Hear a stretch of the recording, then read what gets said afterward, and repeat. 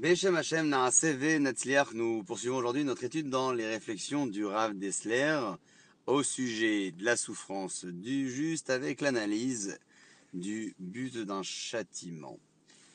L'essence même de ce monde-ci, nous dit Rav Dessler, n'est autre que la préparation au monde à venir.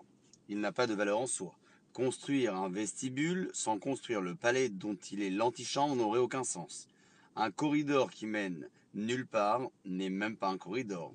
Ainsi en est-il de ce monde et de tout ce qui s'y produit. Il n'existe que parce que nous en avons besoin pour atteindre le monde à venir. Tout ce qui marque notre âme, tout ce qui affecte nos sens et nos émotions, tout est mesuré et pesé avec la plus extrême exactitude pour nous ouvrir l'accès au but ultime, qui est le Olam Haba, le monde futur.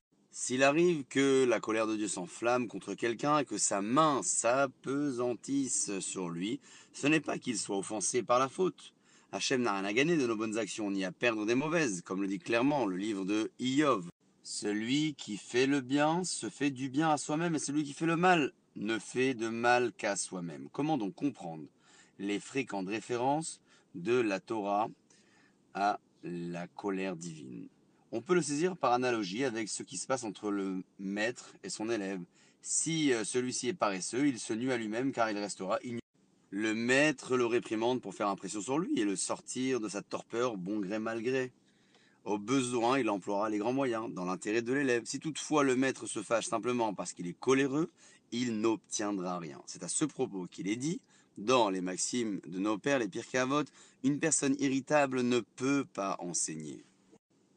Le maître devra peser soigneusement ses actes et ses paroles afin de déployer la dose exacte de colère, susceptible d'être utile à l'élève, ni plus ni moins. S'il en est ainsi à l'échelle humaine, avec quelle attention Hachem conduit-il le monde? Il faut bien comprendre que ces châtiments sont mesurés avec la plus extrême précision pour aider l'homme à se corriger et à progresser vers un service de Dieu toujours plus vrai. Nous aider, oui, mais sans jamais nous forcer la main. Certes, la souffrance peut nous servir à nous rapprocher d'Hachem, mais le choix reste nôtre, d'utiliser ou de renier l'aide divine. Elle nous est offerte, libre à nous de nous offrir à elle dans notre quête d'Hachem ou de nous raidir et nous rebeller. C'est ce qu'a dit le prophète Oshéa en résumant ainsi son enseignement dans le dernier verset du livre qui porte son nom d'ailleurs.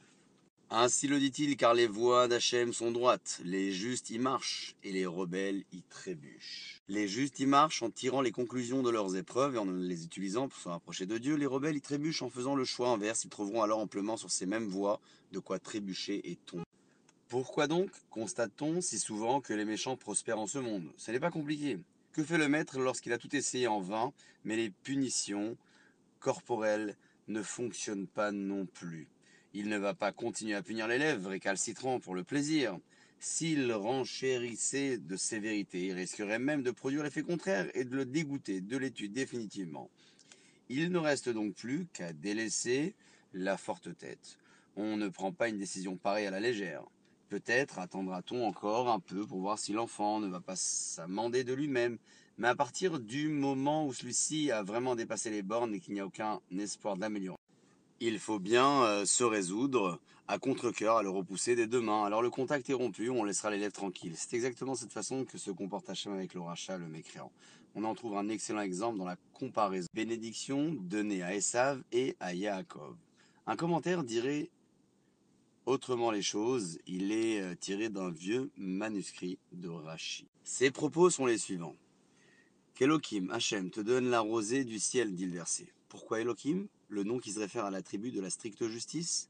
Parce qu'en parlant à Yaakov, Yitzhak a dit, si tu le mérites, puisse-t-il, Hachem, te donner ses bénédictions, et sinon, puisse-t-il ne pas te les donner?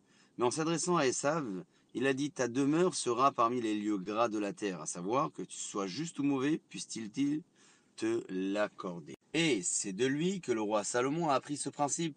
À la dédicace du Beth Amikdash, il a exposé sa prière comme suit, en référence à l'Israélite qui est un homme de foi et accepte les verdicts d'Hachem comme juste sans se plaindre. Shlomo Ameler, Salomon a demandé à Dieu de donner à chaque homme selon ses voies, car tu connais son cœur, lui dit-il.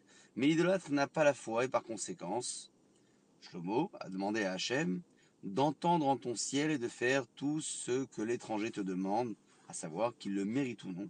Donne-le lui afin qu'il ne te garde pas rancune. Avec Yaakov, on peut se conduire selon la stricte justice, car il en tirera la leçon du châtiment, et lorsque ce monde s'y viendra à lui faillir, il se retournera vers Hachem. Mais Esav réagira de façon exactement contraire. S'il vient à lui manquer quelque chose dans ce monde, il niera Dieu de plus en plus belle. Il faut donc faire intervenir pour lui la tribu de miséricorde jusqu'au dernier moment possible, jusqu'à ce que sa méchanceté ait dépassé toutes les bornes. Ainsi nous dit Rav Dessler. Sur ce, s'achève cette seconde étape de l'analyse au sujet de la souffrance du juste exposée par le Rav Dessler. Baruch Adonai Leolam, Amen ve Amen.